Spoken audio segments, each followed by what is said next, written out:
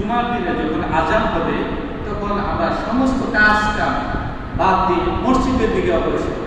আর জুমার আজান যখন হয় তখন কাজ করা আর ঠিক নয়, তখন আমরা সবাই মসজিদের দিকে দাঁড়াই। বলা হচ্ছে জুমার দিন যদি কেউ প্রথম মসজিদে মুয়াজ্জিন সাহেব আজান দেওয়ার সাথে সাথে যে ব্যক্তি প্রথম ঢুকবে তাকে একটি উট কুরবানির সওয়াব দান করা হবে। দ্বিতীয়ত যে ব্যক্তিটা ঢুকবে তাকে একটি গরু কুরবানি করার সওয়াব আল্লাহ তাআলা তার আমলনামায় দেওয়া হবে। তৃতীয়ত যে ব্যক্তি ঢুকবে তাকে একটি ছাগল কুরবানির সওয়াব দেওয়া হবে। চতুর্থ যে ব্যক্তিটা মসজিদে ঢুকবে তাকে একটি মুরগি কুরবানির সওয়াব দেওয়া হবে। পঞ্চমত যে ঢুকবে তাকে একটি ডিম কুরবানির সওয়াব দেওয়া হবে।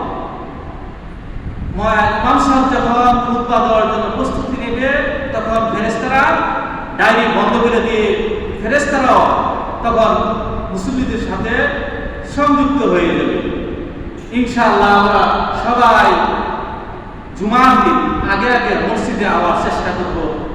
ওয়া আখির দাওয়ানা আলহামদুলিল্লাহি রাব্বিল আলামিন।